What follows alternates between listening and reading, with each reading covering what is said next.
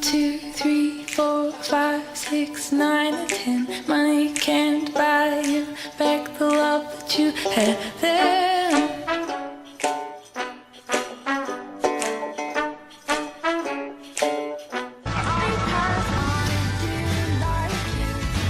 She doesn't need a boy.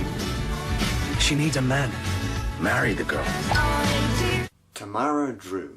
Sorry there isn't going to be an intro to the intro. Mostly because I can't think of anything that could be remotely interesting, entertaining or funny that can go along with Tamara Drewe.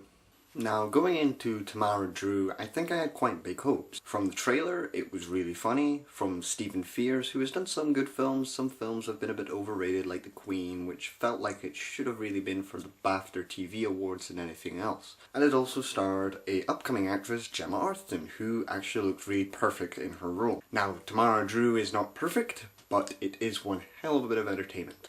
What makes Tamara Drewe so funny is all its characters. These are people who essentially you would see reading The Guardian. And to me that is actually quite funny that these people would seem to be reading the Daily Mail, The Guardian, because that's where Tamara Drewe actually started off, as a little comic strip in The Guardian newspaper. And all these characters feel like the people you would see walking down in the street in a cafe, mostly saying, "Yes, I'm so posh, I know everything, look at this. It's an Almodovar film, you must love it. Federico Fellini, oh, he's such a magical man, a mysterious, intriguing man." Those kind of people, and you're laughing at these stereotypes. You're not laughing at the characters, but you're laughing at their ideology, the way they talk, and it's very different to see this type of satire. It's not a particularly subtle satire, but it is one that is different and somewhat in your face. It's like one big kids' party, but it's a satire.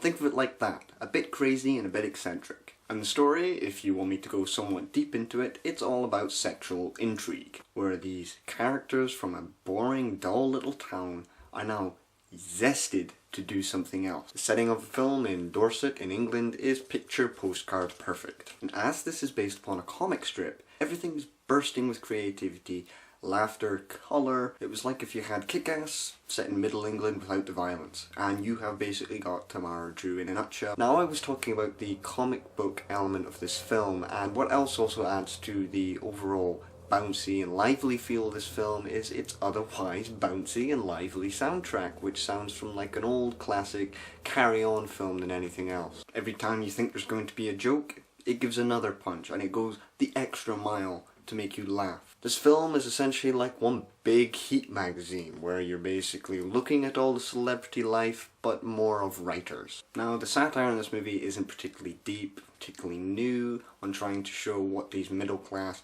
country life people are like. But, even so, this movie is pure entertainment, with winning performances from glowing actress Gemma Arterton, with eccentrically mad jokes from every angle. This movie takes you on places you wouldn't expect it to do. And by the end, even though it goes on for too long, the dramatic element, where it's trying to be a dramedy, doesn't really work. But by the end, the film entertained me. Sure, to some, this is going to be a bit of a smug film, but for me, and maybe just me only, this is a wacky and eccentrically off-paced film which rewards me in many, many ways. You may be confused on what I've just said over the last 2 or 3 minutes, but seriously, if this movie comes to your area, please do go and check it out. I'm awarding Tamara Drewe starring Gemma Arterton, yes, an 8.5 out of 10. But do remember, it's Devil next week. That one's gonna be fun.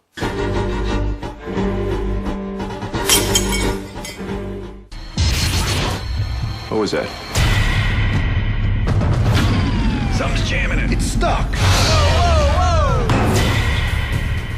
Don't come near me, any of you! Back away from each other now!